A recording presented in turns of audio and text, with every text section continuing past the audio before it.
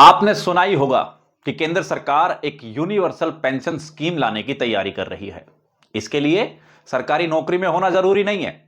श्रम और रोजगार मंत्रालय के सूत्रों के मुताबिक आप प्राइवेट जॉब करते हो, दुकान चलाते हो या मजदूरी करते हो, ये सभी नागरिकों के लिए स्वैच्छिक और कॉन्ट्रीब्यूटरी स्कीम है। नमस्कार, मेरा नाम है कृष्णा अवतार दत्त और आप देख रहे हैं दैनिक रेडियो पर स्पेशल रिपोर्ट। तो क्या है ये यूनिवर्सल स्कीम? अब जैसा कि 2036 तक भारत की बुजुर्ग आबादी यानी कि 60 साल से ज्यादा उम्र के लोगों की संख्या 22.7 करोड़ तक पहुंच जाएगी, जो कुल आबादी का 15% है। और 2050 तक यह आंकड़ा बढ़कर 34.7 करोड़ हो सकता है, यानी तब तक हर पांचवा आदमी बुजुर्ग होगा। इनमें ज्यादातर के पास बुढ़ापे में कोई सोशल सिक्योरिटी नहीं होगी। श्रम और रोजगार मंत्रालय के एक वरिष्ठ अधिकारी ने इकोनॉमिक टाइम्स को बताया है कि इस तेजी से बढ़ती हुई बुजुर्ग आबादी को सिक्योर बुढ़ापा देने के लिए सरकार एक यूनिवर्सल पेंशन स्कीम पर काम कर रही है। मंत्रालय में इस स्कीम पर शुरुआती डिस्कशन शुरू हो गया है और कर्मचारी भविष्य निधि संगठन यानी ईपीएफओ को इसका ड्राफ्ट बनाने का जिम्मा सौंपा गया है। इस यूनिवर्सल पेंशन स्कीम का मकसद नौकरी पेशा लोगों के साथ असंगठित क्षेत्रों में काम करने वाले ट्रेडर्स, सेल्फ एम्प्लॉयड लोगों को भी पेंशन का फायदा पहुंचाना है। अब जैसा कि 18 साल से ज्यादा उम्र का कोई भी व्यक्ति जो 60 साल बाद पेंशन पाना चाहता है, वो इस स्कीम का फायदा उठा सकेगा। नौकरी पेशा लोगों के साथ इस स्कीम में 3 सेक्टर के लोगों पर खासा फोकस होगा, क्योंकि उनके लिए फिलहाल बहुत ही सीमित विकल्प है। तो आइए अब इस पर बात कर लेते हैं कि आखिर इस स्कीम में है क्या। देखिए, वैसे तो अभी स्कीम का प्रपोजल डॉक्यूमेंट पर काम चल रहा है, आधिकारिक तौर पर कुछ भी सामने नहीं आया। हालांकि मीडिया रिपोर्ट्स में सूत्रों के हवाले से कुछ बातें जरूर चल रही है, जैसे कि ये एक कॉन्ट्रीब्यूटरी स्कीम होगी, यानी इसमें अप्लाई करने वाले शख्स को हर महीने कुछ ना कुछ पैसे जमा करने होंगे। सरकार भी उसमें कुछ योगदान देगी और 60 साल की उम्र के बाद पेंशन फंड में व्यक्ति का कुल कंट्रीब्यूशन, सरकार का अंशदान और उस पर मिले रिटर्न के आधार पर पेंशन की रकम तय की जाएगी। वहीं इससे पहले से चल रही अटल पेंशन जैसी योजनाओं को भी इसमें शामिल कर लिया जाएगा, ताकि सरकारी फंड का बेहतर इस्तेमाल हो सके और 2-3 पेंशन स्कीम का फायदा उठा रहे लोगों को भी रोका जा सके। साथ ही केंद्र सरकार राज्यों से भी यह कह सकती है कि वो अपनी अलग अलग पेंशन स्कीम को भी यूनिवर्सल पेंशन स्कीम में मर्ज कर ले, क्योंकि अभी केंद्र सरकार की 3 अलग अलग पेंशन स्कीम चल रही है, जैसे कि अटल पेंशन योजना, कर्मचारी पेंशन योजना और प्रधानमंत्री किसान मानधन योजना। अब जैसा कि अटल पेंशन योजना में 60 साल का होने पर हर महीने 1000 रुपए से लेकर 5000 रुपए तक की पेंशन मिलती है। इस स्कीम में हर महीने 210 रुपए जमा करके 5000 रुपए महीना पेंशन का इंतजाम हो सकता है।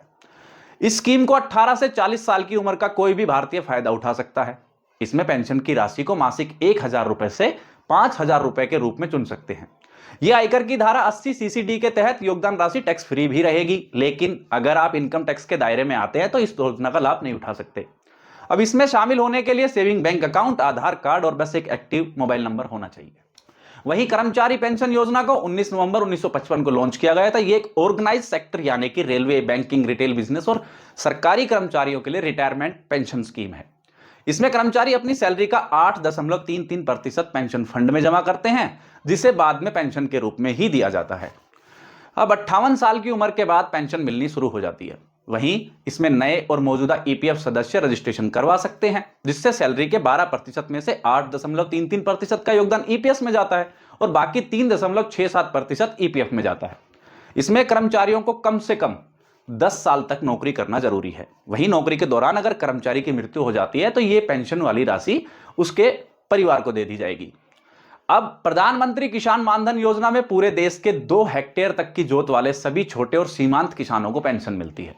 यह एक स्वैच्छिक और अंशदान पर आधारित पेंशन योजना है। इसमें 18 से 40 की उम्र के बीच के किसान लाभ उठा सकते हैं। वो इसमें इनरोल करते हैं और उसके बाद यह स्कीम लागू हो जाती है।